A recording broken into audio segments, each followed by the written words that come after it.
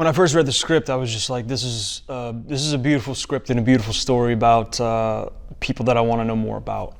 And then, of course, you know, the real, I guess, curiosity was these are real people. You know, there's a real Tim Timmons, there's a real Bart Miller, there's a real Shannon, Hillary, like everybody in the film, they're real folks. So I think that kind of piqued my interest in terms of, well, yes, there's Hollywood or partially fictionalized version of these lives, of course, but who are they at their core? Who's Tim Timmons at his core? Tim Timmons he's a jokester. He's crazy positive in light of everything he's personally experiencing, you know, with cancer and whatnot. He has a beautiful wife, beautiful family. And when I say beautiful, I'm like just the spirit and soul of this human being, and his family are, you know, just wonderful to be around. The one thing that I was a little afraid of in playing this real lovely human being was the musicality of it. You know, I played a little guitar when I was a teenager and in my 20s, barely. Whenever we would do 2 plays a year in high school. There'd be like the straight play. I was never known for being the voice, which has been a fun challenge to overcome. I was also trying really hard to harness and capture the way that Tim plays and the way that Tim performs. But yeah, you know, you just, like, that's what we do as actors. You got your road map, and the people kind of, you know, patting you on the shoulders and telling you where to go, and you just kind of go and do it. Oh man, I mean, stepping into Tim's shoes, the first thing that I learned about just him as a human being was his gratitude, his grace, and his presence. He is right there with you all the time, and it's genuine. He's so fascinated in learning about the world and individuals, and you know, we kind of grew up in a similar part of Southern California, so we had that bond. We had similar interest in surfing, so we had that bond. But fundamentally, like, Tim is a very present person, present man. You know, I'm sure partly because of the cancer he lives with, but two, that's just who he is. And he kind of radiates this goodness that everybody around him just feels better because he's around. Oh man, so in the beginning of the film, you know, when we meet Tim, you know, we see him, you know, in his house with his wife. He's going through something, you know. I think in his first moments we see like a stitch of pain. Don't really know what it is. You know, we see him, you know, lining up an X on his wrist. We don't quite know what that is just yet. And we see just this phone call that changes his mood and totally lights up his morning, which he shares with his wife, Hillary. And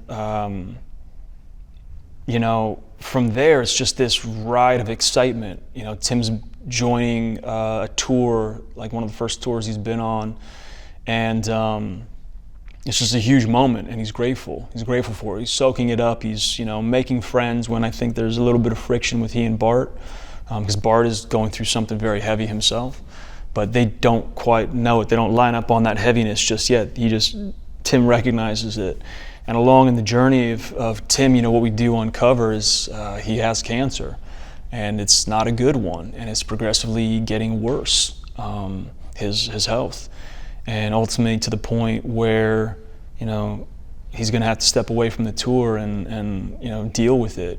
And you know, I think having that weight of you know, what some people consider a death sentence, someone's, you know, telling you like, hey, you only have a short amount of time to live. It's like you can either, you know, lay down and give up, or you just move forward positively. And Tim is one of those guys that keeps moving forward positively, you know. And so his journey is not one without struggle, but I think his presence and grace and the way that he embraces his faith and embraces those that he loves and life, you know, it kind of like pulls him through it. I mean, you know, seeing the first film, I was completely blown away by John Michael Finley. He's such a force, and he's got such an honesty in his performance that I wouldn't even call it performance. He's just existing when the cameras are rolling. And so when you see something like that as an actor, you're like, great, I'm gonna get to tangle with him. It's one of the greatest things you can have as a performer, when you know someone is there, present from action to cut.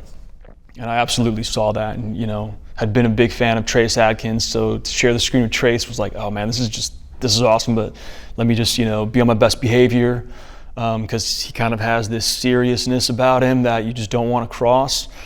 But day one of filming, I'd heard that Trace was like, I don't know about this California boy, me. Wonderful cast, like reunion for me with Ariel Kebbel. We hadn't worked together since our 20s on Gilmore Girls. Sophie, I mean, huge fan of her work, and you know, then like all the guys, I mean, Mark and Aaron and Ezra, and then the wonderful Sammy Dell.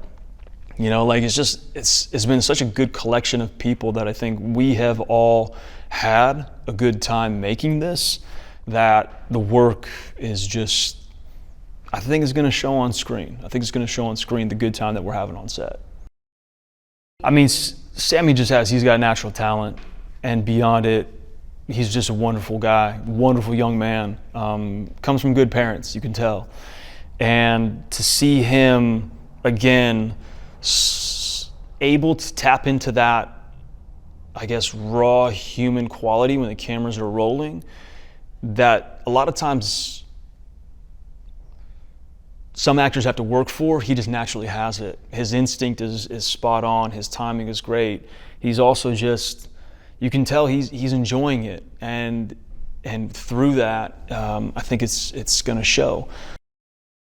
Red Rocks was a blast. There's this tunnel underneath, I think it's called the front of house, FOH tunnel, where it goes from like the soundboard in the middle of the audience out to where the stage, like backstage is. And on it, in this tunnel, there are signatures and graffiti from every musician, artist, band that has played there. So you're walking through, you're like, whoa, that's the Beatles, whoa, it's John McCartney, that's John Mayer, and you're like seeing all these names and then bands you've never heard of.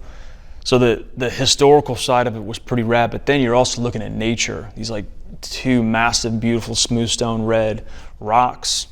And everything that's behind the stage is just in the acoustics behind it. It's like, who came up with this? Like, what magic is that? You know, it was fun. It was fun. Definitely once in a lifetime experience too, like being in front of 10,000 people and kind of like that setting and that stage. I'm brand new to the whole world, you know, but it was something, right when I read the script, I got very curious, got very interested, and so, you know, look up a lot of Tim Timmons music and songs and videos on YouTube and whatnot, and then it was like, look up Mercy Me. But even before any of that, like, watch the first film and just blown away by the story and the performance and everything, and yeah, I kind of became like a very quick fan of all of these people. I mean, I think this film is about lost connections and finding those connections again. The connections we have to our loved ones, and then also the connections that we have within ourselves. You know, sometimes you got to dig deep and find that strength of yourself to move forward. Sometimes you have to lean on other people. Sometimes you need to lead other people. And I think in all of that too, this undercurrent and foundation of faith and belief in something greater than ourselves. I think that's what the film is for me, you know, is there's got to be something that just keeps us going, and it's something that's in us and never leaves us, whether we're alone or in a crowded room. So I think those connections and reviving those connections, I think, are a pretty big piece of the film for me. I just hope people feel full, you know, full of life, wanting to hug their loved ones, and again, if they're struggling through anything, just having that overwhelming knowing that they're not alone. You know, they're not walking through whatever fires they're going through by themselves. That's what I hope people take from it.